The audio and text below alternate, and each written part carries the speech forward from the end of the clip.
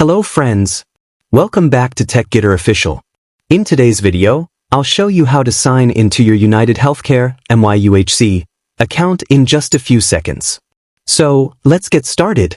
First, open your Chrome browser and go to www.myuhc.com. This is the official UnitedHealthcare website. Once the homepage opens, click on the Sign In button at the top right corner. You'll be redirected to the login page. Here, enter your username and password, then click on Sign In. That's it. You'll be instantly logged into your MYUHC account. If you've forgotten your username or password, just scroll down and click on Forgot Username or Password to recover your details easily. For even faster access to your health plan information anytime, anywhere, download the MYUHC mobile app. Simply scan the QR code shown on the website or search Kini in your app store.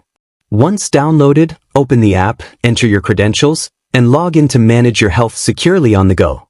If this video was helpful, don't forget to like, share, and subscribe to TechGetter Official for more helpful tutorials.